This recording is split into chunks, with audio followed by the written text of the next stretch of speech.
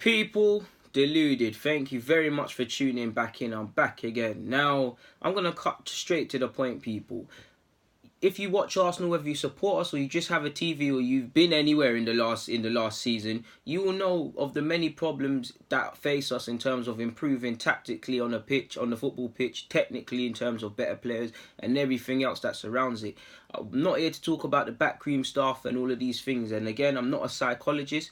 But football is very psychological, people. People, I think they genuinely underestimate how much of football is played in here. The best footballers are the ones that think the quickest. The best footballers are the ones that can control this and cut out the noise, people. Because many people don't talk enough about the psychological aspects. It's a very complex subject. We can go as far right afield and talk about mental health and the effects on all of these sort of things. Or we can talk about what I'm here to talk about in terms of, for me anyways, mentality, being free of the mind, being clear of the mind. Again, I'm not a psychologist and things, but it doesn't matter how much Emery, as much as I want him to, can improve us tactically and fix us up defensively and do all of these things. If we haven't got it here, it's not going to happen. Now, I do believe this team does have togetherness. They've showed on a handful of occasions, season in, season out.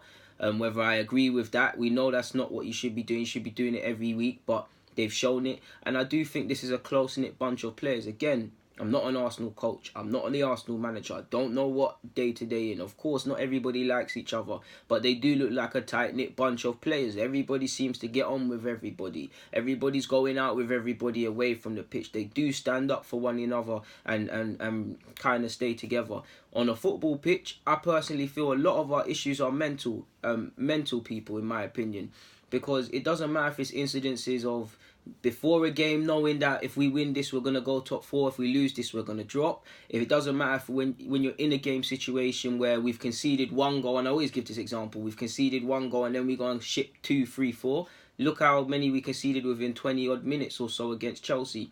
That is what needs to be thingied, people, fixed. I don't have the answers. I'm not a psychologist. I just see the constant themes. For me, the big one is, Arsenal get shell-shocked. I can't even say it. Shell-shocked, I believe the term is. When we concede one, we concede a quick fire. Now, that's been here and ingrained for years. You look at Gabriel a couple of years ago when we gave Rashford the start of his career. You look at many against Munich and in the champs.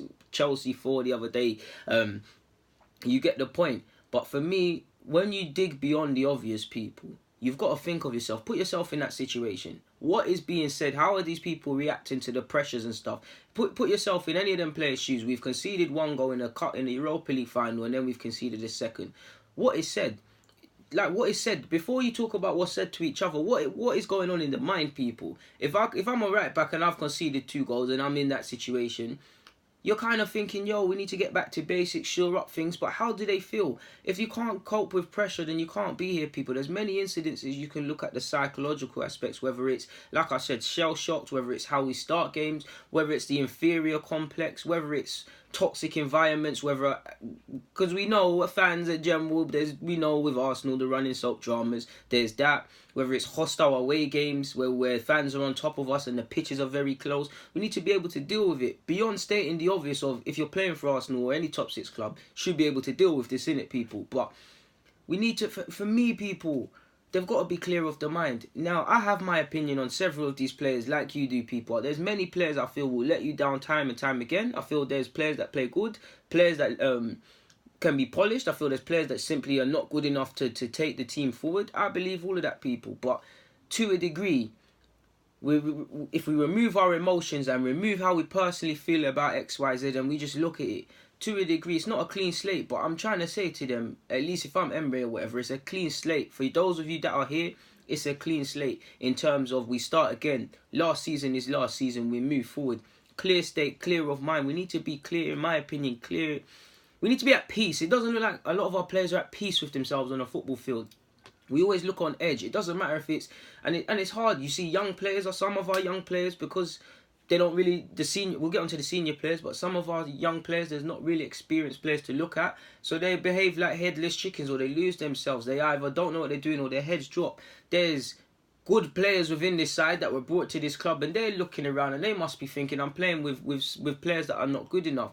There's players that just can't cope with it mentally and they're at 6s and 7s, and then there's just players that simply are cowards in this team, people. Again, I'm not going to do anyone a disservice and name people and things, but there are some cowards. There's headless chickens, there's disillusioned players, and there's some cowards within this side, to a degree.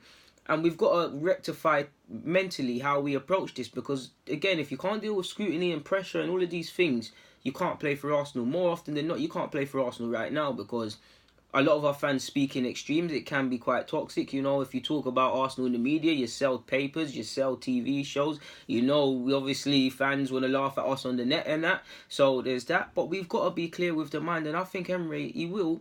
You've got to sit them down. And whether you think some of these players can be moved forward with or not, everybody has to be clear in the mind. It feels like there's a mental handbrake. And again, for instance, I'm not going to name drop them, but there's certain defenders I don't feel are good enough to play.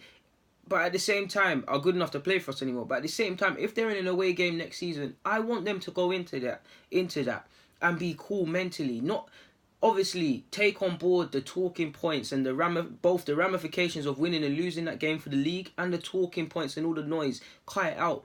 But have that clarity of mind to say, yo, whether we win, lose, draw, goal behind, meet adversity, I can do this, innit? Like, obviously, you lose games, people, but it just doesn't feel like we're there mentally. Like, I'm seeing heads drop way too much. I'm seeing people looking around and kind of clueless when things aren't going to plan. I'm seeing people kind of scared. Like I said, there's disillusioned players due to the nonsense on the pitch at times. There's young headless chickens because there's no senior player to lean upon. And there's simply players that hide in their shells and are cowards within this football club, people. You lot know me, I talk the truth. My truth. I don't mix my words and I don't cap for nothing. There are some cowards within this side. I'm not here to name drop and things like that. Again, when you speak, you can name. Let's talk about players that are linked with moves. And again, I could, for instance, you don't know me, I'd love a left back, people. I don't think Kohler is good. I like Kohler as a footballer. I think he's good enough to be in the squad, but I don't feel he's competent enough to be first choice. Realistically, unless a left back comes in, he's going to be that between him and Monreal. I want them to be clearer of mind. I want him to improve defensively and all of these sort of things. But I want clarity in his mind when he's going out there. Because like I said, man are looking disillusioned out there. Regardless of what you feel about not only Kohler, but Mesut Ozil, Mkhitaryan, Mustafi. What I or you think of them. Not just them, the whole squad, people. Because I'm tired of... Before you talk about league titles and things like this, people, I just want to be able to wake up on a Saturday and Sunday and say my players are going to be soldiers in the trenches. They're going to give it their all. They're not going to do the nonsense that we've been carried on with. That's all I want. I just want to be able to defend and be able to know that my team's going to give it all. Bad things happen. You will get hit for 4, 5, 6, or sometimes in the Premier League. We're not City, but that shouldn't be a rarity, people, and we shouldn't have a defeative complex. Do you get what I'm saying? You will lose games, but more often than not, I want us to be soldiers in the trenches. And I think this season people have got to kind of break themselves mentally and wash themselves mentally and come back anew and really remove certain toxic things that have been with us and things, because this is the best time for togetherness. If we do not have togetherness and we do not bond together, it's going to be a madness. I've just jumped on the Game of Thrones thing, people. Unai Emery is basically Jon Snow, and these lot got to hail the King of the North and all band together. But to do that, you have to believe in Jon Snow mentally. Do you get it, people? They believed in him. So not just that, they've got to believe in themselves. They've got to believe in each other. They've really got to bond with each other. I don't feel our players want to go out there and lose. I just feel they won't die. I don't feel they want to die to win. Like, winning is the end of life if they don't. And I feel there's not enough. People are not scared enough if they haven't had a bad game. Of course, these are professional footballers. They will not laugh at themselves, people. They will beat themselves up and things like that. But I just don't feel there's enough accountability in individuals if you have a bad game. I don't feel if we have a bad game, I'm not saying it's the end of the world, but there's not enough severity on that. I don't feel people are looking as inward as they possibly could and things like that. I don't feel we'll die to win. I don't feel there's the healthy fear of not wanting to let your fellow man down. Of course, I was never a professional footballer, people, but grassroots days, when we're going after grassroots titles and that, every game, I don't want to let... I was a right back, people. I don't want to let my centre-half down, people. I don't want to let my other centre-half down, or my left-back, my midfielders, my strikers, my managers, parents that have come, grandparents that have come. I don't want to let no one down doing nonsense. getting ripped, doing nonsense out there. So I was clear in the mind of what I had to do and what that entailed, but I know I'm going to give it my all. If I play bad, if I get ripped, I get ripped. These things happen, but it's not going to be a joke, man, sort of thing. Do you get it? And until we band together really and truly and we get over these psychological problems, it doesn't matter what you do tactically. In an ideal world, we then adopt some siege mentality again, because like I said, I do think there is togetherness and bonding, and they're playing for the manager in that. But if we can build upon that, kind of do what I've been saying in this vid, obviously tactically, defensively, offensively, all the many things you and me would want to see our team improve on in the season, in pre-season to go again next season. There is all of that.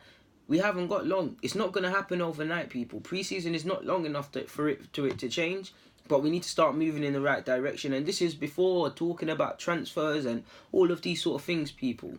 On that note, I'm going to get out of here and keep it moving. People, DG, thank you for watching and rocking as usual. I'm out.